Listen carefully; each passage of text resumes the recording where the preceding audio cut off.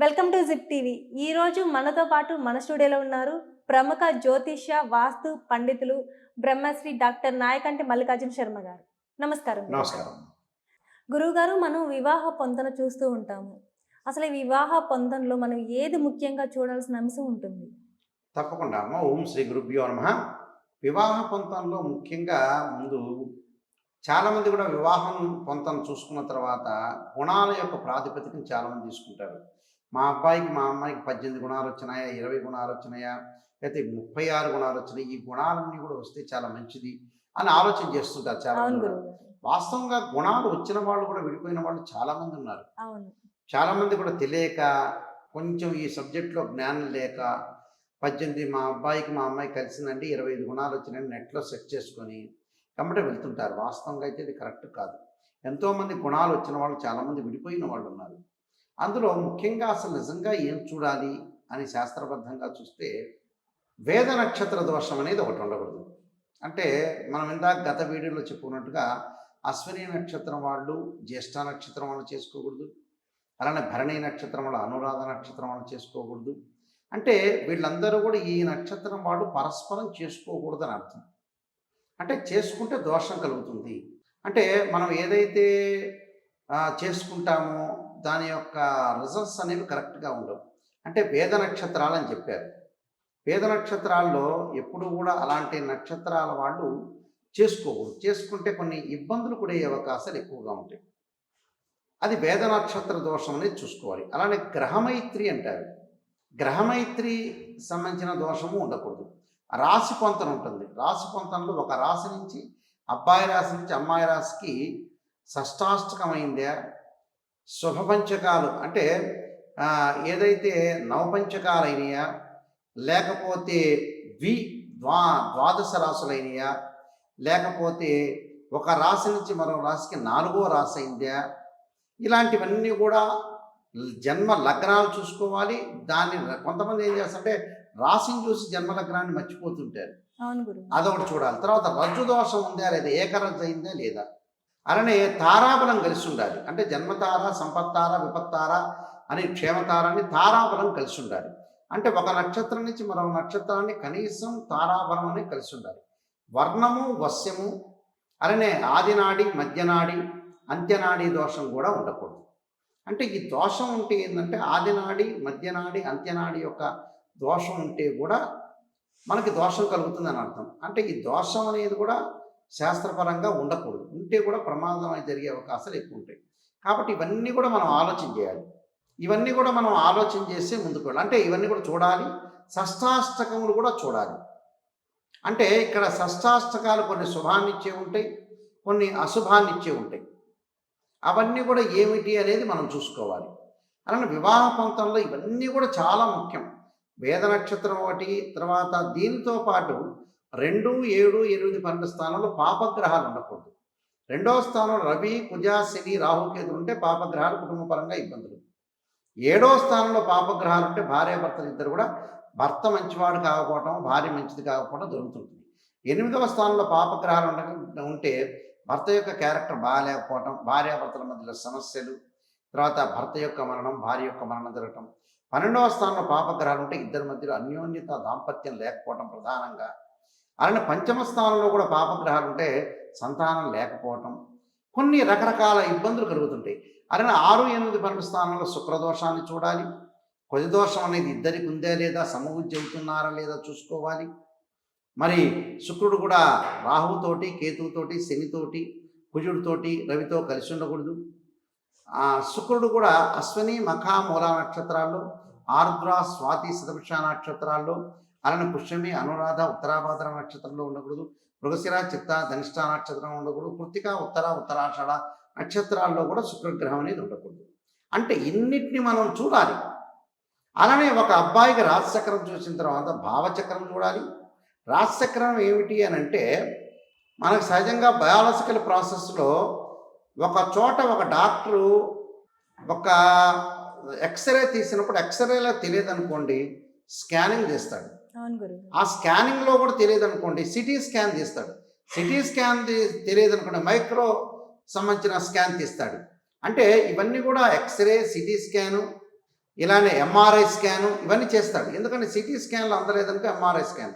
అంటే ఒక కణాన్ని మనం చూసేటప్పుడు ఒక కణాన్ని మనం మైక్రోస్కోప్తో చూసేటప్పుడు సూక్ష్మాది కణాన్ని లోతుగా చూసి మనం పెడతాం. అంటే ఇలా చూసేటప్పుడు దాన్ని తిప్పుతూ సన్నగా చేస్తూ చూస్తుంటాం.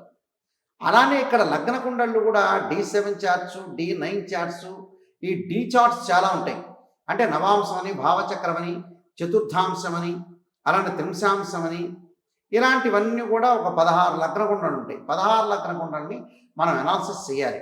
అంటే వివాహ పొంతనకు పనికొచ్చేవి 3 ఇంపార్టెంట్: రాశిచక్రము, భావచక్రము, నవాంశం. ఈ 3 కూడా ఖచ్చితంగా చూడాలి. ఇంకా సప్తాంశ చక్రాన్ని చూస్తే కూడా చాలా మంచిది. ఈ చక్రాలు చూడాలి. నవాంశంలో కూడా గ్రహస్థితి ఎలా ఉంటుంది, ఏదైనా దోషాలు ఉన్నాయా, ఏదైనా కాంబినేషన్ ఉన్నాయా, ఇలాంటివన్నీ కూడా మనం వెతకాలి. వెతికిన తర్వాత ఎలాంటివి ఉంటాయి మనకి, ఏ విధంగా ఉండబోతున్నాయి, జాతకపరంగా ఇద్దరు మనం కలుస్తుందా లేదా, ఇవన్నీ చూడకుండా ఎవరో ఒకరి దగ్గరికి వెళ్ళటం, గురువుగారండి చెప్పండి మాకు అని చెప్పటం, ఆ గురువుగారు కనుక నెగిటివ్ చెప్తే ఈ గురువుగారు పనికిరారని చెప్పటం, ఈ గురువుగారు బాగా చెప్పలేదండి వేరే గురువుగారి దగ్గరికి వెళ్తారు. వెంబటే వేరే గురువుగారి దగ్గరికి వెళ్ళంగానే ఆయన బాగలేదనుకో, ఇక 4 గురువుగారులు నిజంగా చెప్పారనుకోండి, 5 ఆయన ఆలోచన చేస్తాడు. ఇంతమంది పెద్దవాళ్ళ దగ్గరికి వెళ్ళారు, వీళ్ళు కలవలేదంటే వీళ్ళు నచ్చలేదట్టుంది, సరే మనం పాజిటివ్ చెబుదామని పాజిటివ్ చెబుతాడు. చెప్పంగా ఈ గురువుగారు అద్భుతంగా చెప్పారండి, మా అమ్మాయి సంబంధం బాగా సక్సెస్ చేసి సిగ్నేచర్ చేశాడండి, బాగుందండి, గెస్టెడ్ సైన్ చేశారు అనుకుంటారు. అనగానే తర్వాత రోజుల్లో పెళ్లి చేస్తారు, తర్వాత రోజుల్లో ప్రాబ్లమ్స్ వస్తాయి. ఇలాంటి వ్యక్తులు కొంతమంది ఉంటారు. ఇంకొంతమంది ఏం చేస్తారంటే ఏదైనా సరే సిద్ధాంతులు చెప్పటం వేరుగా ఉంటుంది, పురోహితులు వాళ్ళ దానిలో నిష్ణాతులు, గుళ్ళో అర్చకులు వాళ్ళ దానిలో నిష్ణాతులు. ఎవరి సబ్జెక్టు వాళ్ళే. మ్యాథ్స్ లెక్చరర్ మ్యాథ్సే, ఫిజిక్సే, కెమిస్ట్రీ. వేద పండితులే, సిద్ధాంతులే, ఎవరి వాళ్ళు. కొంతమంది ఏం చేస్తారంటే మామూలు వాళ్ళని సంప్రదించి ఏదో గుణమైంది, రాష్ట్రగణమైంది, దేవగణం చెప్పించుకోవటం. చాలామంది దగ్గరికి వెళ్ళాం, గురువుగారండి మా ఇంటి దగ్గర ఉండే పంజాగుట్టలో ఉన్న వ్యక్తులందరికీ అక్కడ గుళ్ళల్లో ఉన్నారు, వాళ్ళందరినీ సంప్రదించామండి, చాలామందిని అడిగామండి, అయినా మా పిల్లలు మా వాళ్ళు విడిపోయారని అంటాడు. అన్న తర్వాత అసలు నిజంగా మంచి సిద్ధాంతులు సంప్రదించాలంటే సంప్రదించరు. ఏమోనండి సిద్ధాంతి గారు ఇంత తీసుకుంటామంటున్నారని అక్కడే కక్కుర్తిపడి చేసేవాళ్ళు చాలామంది ఉన్నారు. చివరికి వాళ్ళు లక్షలు ఖర్చు పెడతాడు, నెత్తిన కొడతాడు, ఫంక్షన్ డబ్బులు ఇవ్వకపోతే కాళ్ళు ఎరగొడతాడు, బయటకు కూడా పోనివారు. అలాంటి చోట్ల డబ్బులు బాగా ఖర్చు చేస్తుంటారు. మనం ఇంకా 35,000 సెల్లు కొనమంటే గ్యారంటీ కొంటాం, 6 నెలలకు ఒకసారి మారుస్తుంటాం. అంటే అదే నువ్వు డాక్టర్ దగ్గరికి వెళ్ళినప్పుడు ట్యాబ్లెట్లు వాడండి, స్కాన్ ది అంటే మనం వాడం. ఈ డాక్టర్ పొద్దుకులు చేస్తున్నాడబ్బా అని ఆలోచన చేసేవాళ్ళు చాలామంది ఎక్కువ మంది ఉంటారు ఇందులో. అసలు మనిషి చెడిపోవడానికి ఇదే కారణం. కొంతమంది ఏం చేస్తుంటారంటే స్థలాలు పెరగటం మీద ఇన్వెస్ట్మెంట్ చేస్తుంటారు, వాళ్ళు పెళ్లి చేసుకోరు, మరి ఎవరికి ఇవ్వాలో ఇది లేదు. అలాంటి కొంతమంది వ్యక్తులు ఉంటారు. ఈ మధ్య కాలంలో కొంతమంది అమ్మాయికి ఆస్తుందంటే కూతురికి పెళ్లి చేయని తల్లిదండ్రులు కూడా ఉన్నారు సమాజంలో. ఆ అమ్మాయికి ఏదో వెళ్ళిపోతుంది ఇల్లని ఆ అమ్మాయి పెళ్లి చేయని వ్యక్తులు కూడా ఉన్నారు. మా దగ్గరే ఉన్నారు, మా మనస్త్రీపురంలోనే చాలామంది ఉన్నారు. ఇక్కడ ఆ అమ్మాయికి ఏదో ఇల్లు వస్తుంది, ఆ అమ్మాయికి చేయకూడదనే ఉద్దేశంతో కూడా చేయని వాళ్ళు కూడా ఉన్నారు. ఇలా రకరకాలు మారిపోతున్నారు. ఒక డాక్టర్ దగ్గరికి వెళ్ళంగానే ట్యాబ్లెట్లో 100-200 అవుతాయి, కొనకుండా 6 నెలలకు ఒకసారి సెల్ మారుస్తుంటాడు, బండి మారుస్తుంటాడు. కానీ మన జీవితానికి ఆరోగ్యం ఇంపార్టెంటు, వివాహం ఇంపార్టెంటు. ఒకడేమో మ్యారేజ్ బ్యూరోలో ఎందుకులే డబ్బులు కట్టడం అని మానేస్తాడు. కానీ ఎప్పుడైతే అప్పుడు నేను ఆస్తి డబ్బులు సంపాదించుకుంటా అంటాడు, ఆ డబ్బులు ఎవరికి ఇస్తాడో అర్థం కాదు. సమాజంలో మనిషి యొక్క బుద్ధి పెరగకపోవటమే చాలా కారణం. అంటే సమాజమా, అతని ఇంట్లో యొక్క గొప్పతనమా, ఇంట్లో పరిస్థితుల, సమాజంలో అతను తిరిగిన వాతావరణమా, లేకపోతే శరీరంలో జీన్సా, లేకపోతే బ్రహ్మ సృష్టిలోనే లోపం వచ్చిందా? అంటే బ్రహ్మ సృష్టి కానీ, లేకపోతే అతని ఆలోచన సరళి కానీ, ఇంట్లో వాళ్ళ పద్ధతులు కానీ, లేకపోతే వాళ్ళ యొక్క ఫ్రెండ్స్తో తిరగటం కానీ, అంటే ఇవన్నీ కూడా ఒక 6-7 కారణాలు ఉంటాయి. ఈ 6 కారణాల్లో బుద్ధి వికసించదు. అంటే అందువల్లే మనకు వేదాల్లో బుధారిష్టేత సంప్రాప్తే బుధ పూజాంచకారే బుధ ధ్యానం ప్రవచనం బుద్ధి పీడోపయ శాంతి అంటారు. అంటే బ్రెయిన్ మెచ్యూరిటీ లెవెల్ పెరగదు వాళ్ళకి. మనం డబ్బు దేనికి ఖర్చు పెట్టాలో వాళ్ళకి తెలియదు. అంటే పనికమాలిన వాటికి ఖర్చు పెట్టడానికి జనాలు రెడీ అవుతారు. అలానే చంద్రుడు బాగలేకపోతే కూడా మానసికంగా అతను డెవలప్మెంట్ చెందలేడు. అందువల్లే శాస్త్రంలో చంద్రారిష్టేతు సంప్రాప్తే చంద్ర పూజాంచకారే చంద్రధ్యాన పక్షం మనోపీడోపశాంతి అన్నారు. అంటే ఒక్కొక్క వ్యక్తికి మన రోడ్డు మీద వెళ్తుంటారు, తెగ తిరుగుతుంటారు జనాలు. ఎన్నిసార్లు చెప్పినా కొంతమందికి అర్థం కాదు. అవును గురుగారు. ఇప్పుడు అపార్ట్మెంట్ ఉంది, అపార్ట్మెంట్లో ఉండేవాళ్ళు ఇంట్లో వాళ్ళు మాత్రమే ఉంటారు. ఏ కార్లు పెట్టడానికి వీల్లేదు, అది నిజం, అది క్లియర్. అది ఇక అయిపోయింది, అది 2 ఏళ్ళ 4 లాగా. ఎవడన్నా వచ్చాడంటే లాడ్జింగ్లో ఉండి రావటం అంతే. అది ఆ సిస్టమ్ అది. అంటే ఎక్కువ మంది ప్లేస్ ఉండదు, ఎక్కువ మంది కార్లు పెట్టడానికి వీలేదు.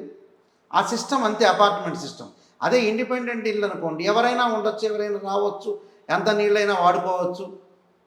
అది కొన్ని సిస్టమ్స్ ఎలా ఉంటాయంటే, కొంతమంది వ్యక్తులకి ఏంటంటే వృధా ఖర్చు చేస్తారు, అసలు దాన్ని ఖర్చు చేయకపోవటమే బయాలజికల్ ప్రాసెస్లో సైన్స్లో చెప్పబడింది. ఏంటంటే వాళ్ళకి బ్రెయిన్ మెచ్యూరిటీ లెవెల్స్ పెరగదు.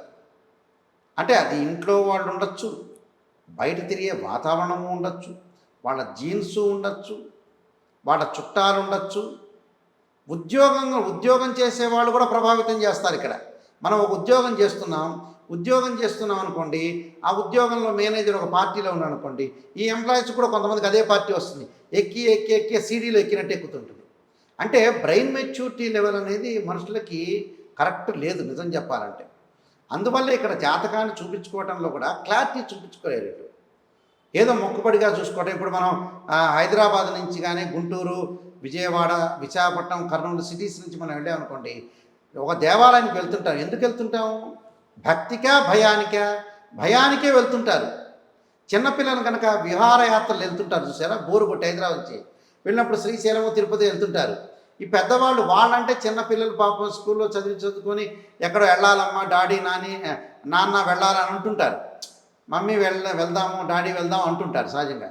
వాళ్ళు వేరు. చిన్నపిల్లలు ఏంటంటే చదువుకుని కాన్సన్ట్రేషన్, ఏకాగ్రత ఉన్నారు కాబట్టి కొంత బోరు కొట్టి కొద్దిగా వాతావరణం చేంజ్ కావాలని వాళ్ళు వెళ్తుంటారు. మామూలు వాళ్ళు ఎలా వెళ్తారనుకుంటున్నారు? సాధారణంగా భక్తి కంటే కూడా భయంతో వెళ్తాడు. అలానే అక్కడక్కడ భోజనం చేయొచ్చు, అక్కడక్కడ పరిసరాలు చూసుకోవచ్చు, బోరు కొట్టి ఉద్యోగంలో కూడా 2 రోజులు సెలవు పెట్టి వెళ్ళొచ్చని విహారయాత్రలతో వెళ్తుంటాడు. అంటే భక్తి, ఆ భగవంతుని భక్తి మీద వెళ్ళటం తక్కువగా ఉంటుంది. భయంతో వెళ్తూ ఉంటాడు. ప్లస్ వాతావరణం మార్పు కోసం వెళ్తుంటారు. ఏదో ఎక్స్కర్షన్ వెళ్తున్నట్టుగా వెళ్తుంటాడు. భక్తితో పరిపూర్ణంగా భక్తితో వెళ్ళేవాళ్ళు చాలా తక్కువ మంది ఉంటారు. ఇలాంటివన్నీ కూడా ప్రజల్లో లోపాలు. ఇవన్నీ ఈ లోపాలను సవరణ చేసుకొని ముందుకు వెళ్ళాలి. అందువల్లే శ్రీయ లోపం పెరుగుట పెద్ద విద్య, లోపం ఎరిగిన వాడే పూర్ణుడవుతాడు నరుడు అని చెప్పారు. ఇవన్నీ కూడా లోపాలు. ఆ లోపాలను సవరణ చేసుకొని ముందుకెళ్తేనే మనకు మంచి జరిగే అవకాశం ఖచ్చితంగా ఉంటుంది. చాలా చక్కగా వివరించారు గురువు గారు. ధన్యవాదాలు. నమస్కారం.